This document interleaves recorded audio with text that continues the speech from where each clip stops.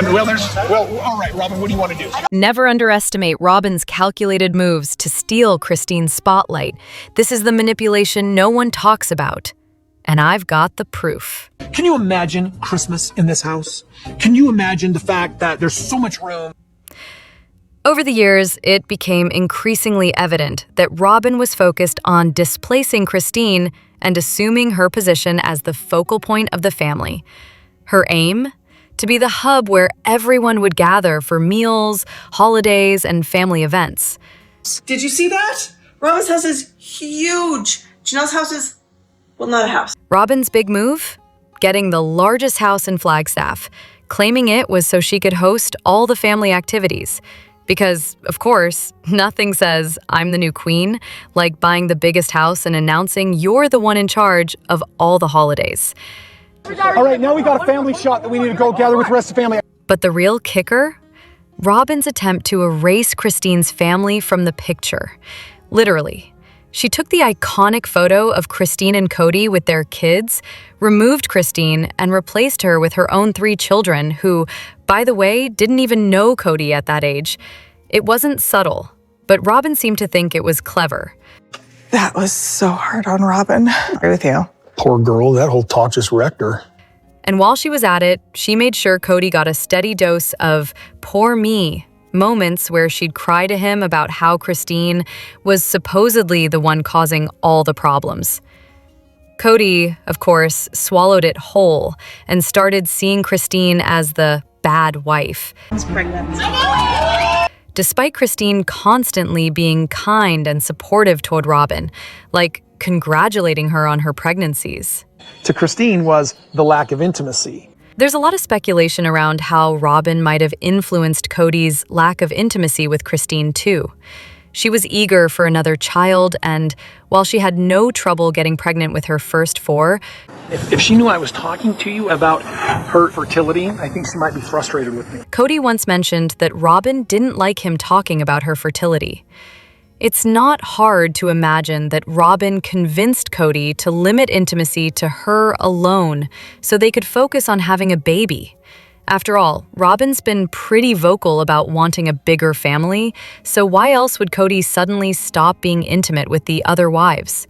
I saw Kody for the first time at church, and then I got my lightning bolt. Robyn also borrowed Christine's love story with Kody. Christine had always talked about the moment she first saw Kody at church and had a lightning bolt moment.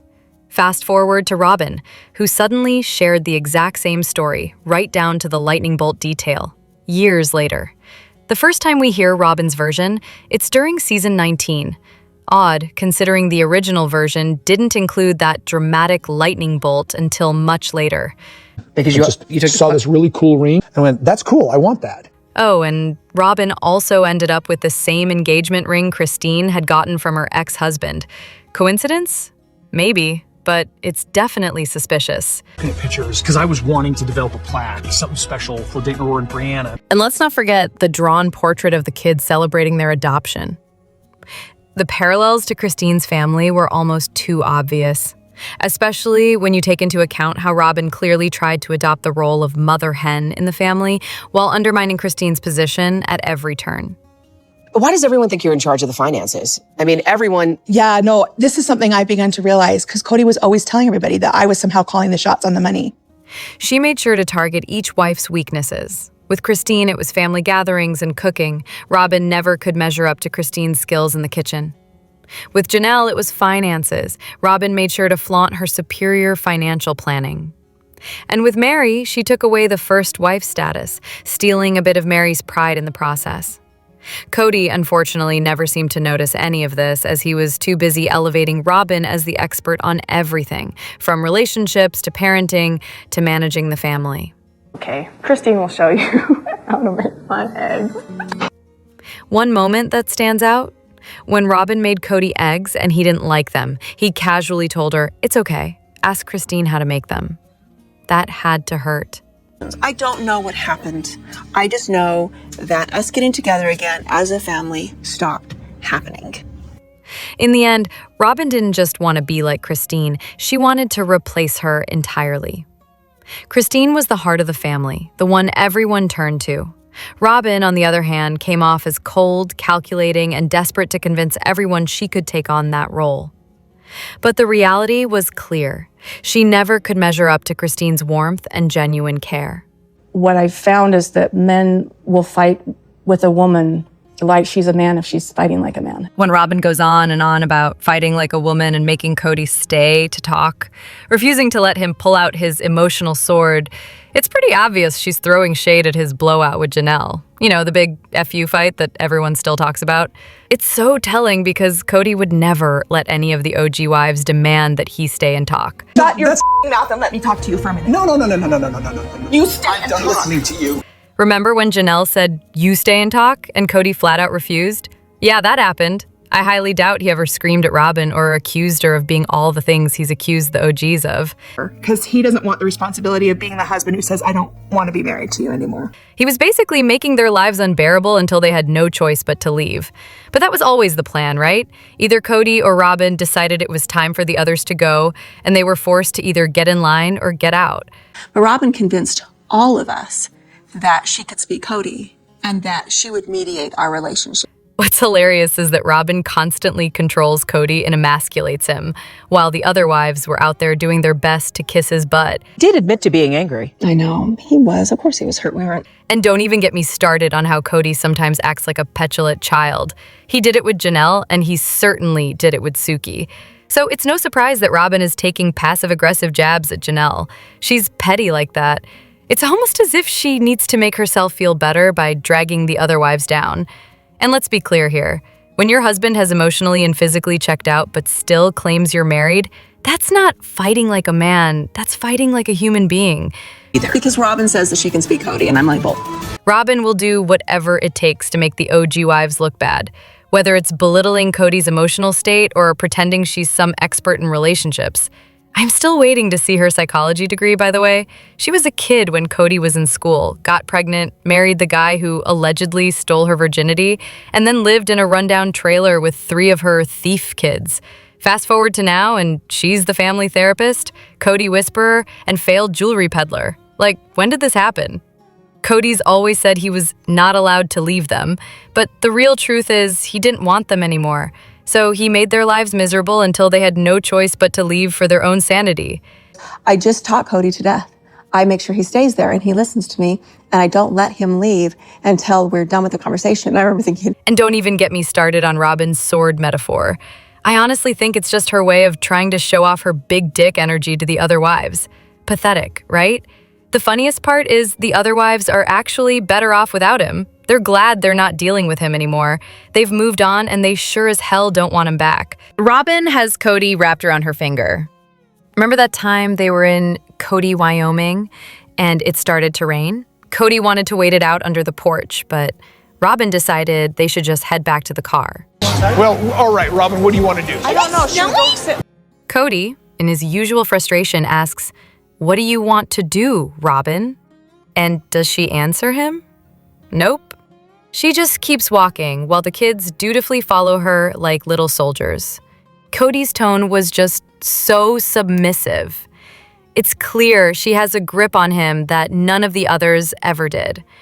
It's like her victimhood somehow trumps his narcissism, and he's okay with it. Kody says he fell in love with Robyn at first sight, but here's why that's a lie. Season 1 tell-all flashback. She looked like a soccer mom. You know, she had a van, she had 3 kids, she was divorced. Kody, in his infinite wisdom, casually admits that when he first laid eyes on Robyn, he had a little ick factor. Yes, literally said that. His first thought, she looked like a soccer mom, and I thought, oh no. Kody, always the romantic. When I was going through my divorce, she was the one that just healed my little soul. Robyn, trying to spin it into something charming, giggles and adds, "It's because I was divorced with kids." Cute, right? Fast forward to season 7 when the family's awkward backyard slideshow becomes the latest cringe fest. And I just, in my cynical self, just went, he's probably an idiot. Robyn, now so enlightened, admits that when she first saw Kody, her immediate internal monologue was, "He's probably an idiot." That's quite the impression. Then they locked eyes. Cue dramatic pause. It's funny you guys talk about lightning bolts. I didn't realize, but yeah, I felt like basically like a lightning bolt shoots through my whole entire body. She describes it as awkward with a lightning bolt before looking away in pure horror.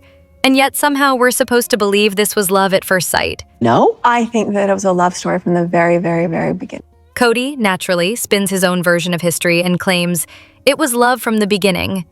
Sure, Kody, sure. But back to the real story. Kody's big issue with Robyn wasn't that she had kids. Oh no.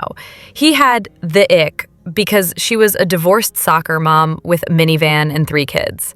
Apparently that's the ultimate deal breaker for him. I don't need a van and 3 kids and a divorced woman in my life. I thought, I don't need a van, a divorce, and 3 kids in my life. That's trouble I just don't want. But now, in true Kody fashion, he's rewritten it all into some grand fairy tale of soulmates from the start. Now, I'll stick to the idea that TLC definitely told the Browns they needed a 4th wife to bring more drama to the show. Enter Robyn, or more accurately, Robyn's mom. They both saw the dollar and knew exactly what to do. I'm sure Robyn was just putting her scent out there for Kody to sniff out. No shame in the hustle. But hold up. The first time I ever saw Kody was at church. Why was Robyn, who lived 4 hours away, suddenly attending Kody's church? Plot twist, anyone? Here's the thing. Absolutely nothing about Robyn's entry into this family makes sense.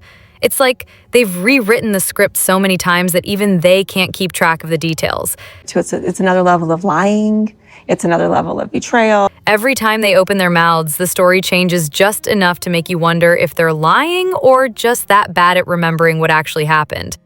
I can't help but flash back to season 1 reunion where Robyn's makeup was literally lickable, for that perfect, I'm a new wife vibe.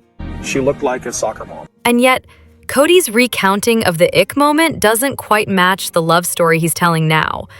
These two can't even get their stories straight. It's impressive how badly they're bungling this. Yeah, I felt like basically like a lightning bolt shoots through my whole entire body. It makes me laugh though, because Robyn's got this smug little attitude like she's special. She's got the luggage rack now, so obviously the original wives must have something wrong with them, right? Screw their lightning bolts of awkwardness, she's the chosen one. No wonder she's holding on to her smugness for dear life. It's the only thing that makes this mess look even slightly intentional. Never believe the lie that polygamy is about equality. It's a complete scam, and I'm gonna prove it. Meri made her dress. Janelle didn't wear a wedding dress for our wedding. And Christine was just throwing together a wedding. It was hard not to feel a deep sympathy for the 3 women sitting on that couch, casually discussing how they didn't need a honeymoon. Because who really needs one, right? And how they didn't even get wedding dresses, because their mothers made them one instead. Oh, and their wedding that happened during Kody's lunch break. How romantic. And so I wanted to say goodnight to all my wives before Robyn and I are going on a honeymoon. Meanwhile, on the other side of the spectrum, we got a front row seat to Kody and Robyn's 2-week honeymoon. Of course, they had all the fun and luxurious activities you could imagine, because that's what real love looks like. And we went to Lisa's bridal, and Robyn and I went and looked at dresses, and she picked one out, and I was like, holy cow, it's like I'd seen it in my dreams, We even saw Robyn's massive wedding that she had to show off to the world, complete with a fancy dress she picked out, which, by the way, Kody had the privilege of seeing before the other wives. How thoughtful, how fair, how equal. It's just not cool. Kind of a slap in the face. You could practically feel the disappointment from Janelle, Christine, and Meri as they were left to watch the extravagant getaway and wedding. It was almost like they were invisible. Very quiet about what her dress looked like. And then all of a sudden it was like this thing that we had done all done together. It's the kind of disrespect that can't be ignored. How does Kody even look at himself in the mirror after treating his wives like that? Robyn does things to earn his favor. And Robyn? She's quick to make sure everyone knows just how special she is, clearly on a mission to remind the others how different and more deserving she is. Of course she's the favorite. The moment Kody whisked Robyn away on a 2-week honeymoon, the other 3 wives should have known exactly where they stood. Robyn was the priority, and it was painfully obvious. Things shifted the moment TLC came on the scene. Suddenly, Robyn's wedding and honeymoon were anything but humble. But had the cameras not been rolling, it would have been just another wedding in the mix, no different from the others. Yet, with TLC's involvement, Robyn got the spotlight. The show became her moment. And what a career it turned out to be, thanks to the cameras and a 15-year reality TV run. The entire premise was supposed to be about all wives being equal and no jealousy. Funny how that worked out. The fact that the other three stuck around as long as they did is almost impressive. How much can one person take before they decide enough is enough? Sure, Robyn gets a little extra treatment because she gave Kody a bed of roses or whatever, so sweet. But treating her kids better than his own? That's a whole different kind of favoritism. Yes, Kody, we're all supposed to believe you just couldn't help your love for Robyn. But there's no denying the fact that he abandoned his older children in favor of hers. It's like he forgot who his actual kids were. If I'd had a year with Kody, I'm not sure I would have married him. Janelle made it clear that if her courtship had been that long, she probably wouldn't have married him. Honestly, she might be onto something there. In the end, though, if any of them had left, we wouldn't have a show. No money, no fame, no luxury, no lives that are great by anyone's standards. It's a shame they had to go through all that, but in the end, they did end up with the lavish lives they have now. Not a bad outcome, given what they sacrificed. What if I told you Kody Brown's entire polygamy journey had nothing to do with religion and everything to do with his ego? Well, I don't think polygamy is fair to women. That's not the Kody I know. Kody Brown giving up on polygamy really underscores the fact that it was never about religion, it was always about his ego. If it had been about faith, he wouldn't have discarded his beliefs so easily when it no longer suited him. There may have been some initial sincerity, but it's clear that as time went on, his motivations became less about religious conviction and more about the attention and admiration he could garner from his lifestyle. I've said in the past that most of my family disowned me or was appalled when I made the decision to join the faith. When Kody joined the AUB church, it was likely to please his parents more than out of a deep, personal spiritual awakening.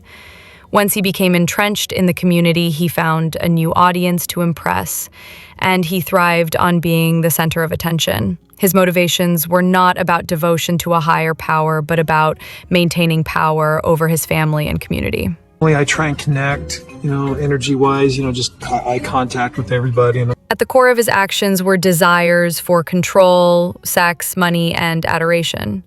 The attention he received was intoxicating, particularly in the form of young children who could be idolized as part of his perfect family. But as his children grew older and developed their own opinions, his interest in them waned. It was clear that Kody wanted a family that would worship him, not one that would form independent thoughts or challenge his authority. I didn't even know his religious affiliation. I had no idea. And I really like that we can have business associates.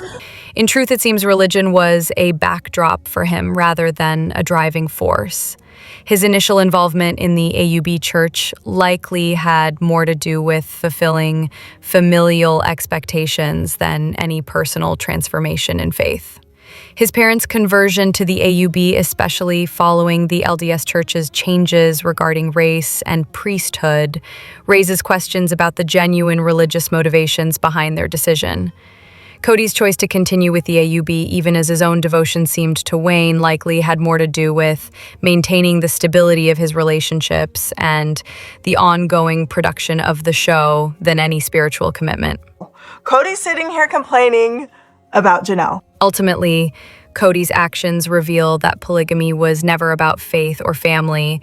It was about Kody's need for control and adoration. Once the feedback loop of praise started to diminish, he moved on without hesitation. What if Kody and Robyn's plan to isolate Meri wasn't about family? What if it was all a power move to protect their secret?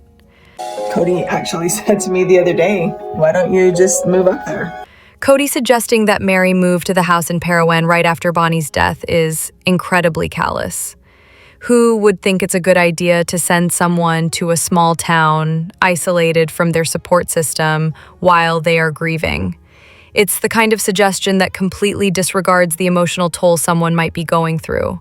While it's possible the other wives might have offered support if Meri had stayed in Flagstaff, the truth is, no one can be certain. However, it seems that Meri would have been better off staying somewhere familiar where she could receive help during such a tough time. 4 weeks yesterday since my mom passed away. Her death was very sudden and unexpected.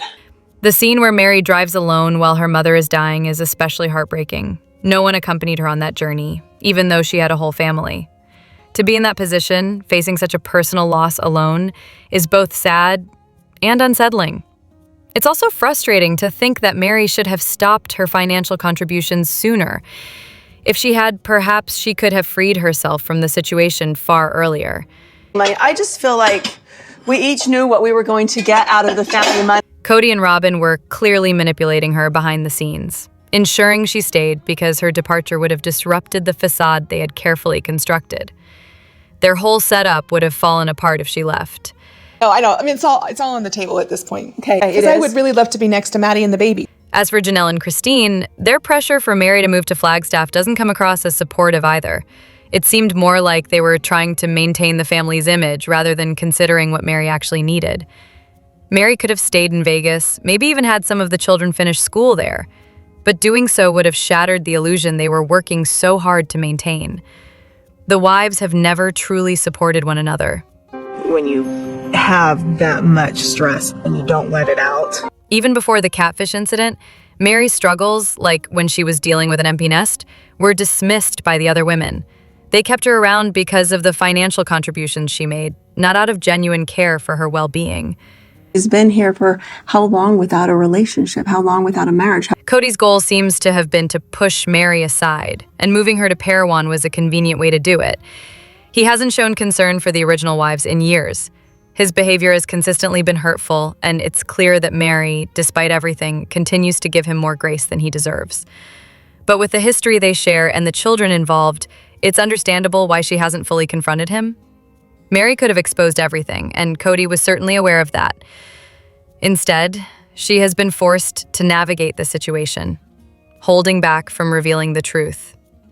Don't believe the hype. Kody and Robyn's fairy tale love is falling apart right in front of us. Listening to the episode about Kody and Robyn's church situation, with Kody worried another man might scoop up Robyn and Robyn not wanting him to go, it hit me. Kody has no real understanding of love. He can't even feel Robyn's love for him, But Kody did share with me that when Robyn came into the family and he was experiencing this divine love, this special love. he probably never has. The way he inflates that instant attraction they had when they first met, as if it's the cornerstone of their entire relationship, is honestly kind of sad. All those years together, the children, the life they've built, the shared experiences, they don't mean as much to him as that fleeting moment of chemistry. It's as if that initial spark of attraction couldn't just vanish if she had turned out to be married or uninterested. If he had learned she was already in a committed relationship, he would have forgotten about her in an instant. But to him, that moment was everything. That's what he holds on to. He never loved Christine. He's told me. And this is exactly why he says he never loved his previous wives.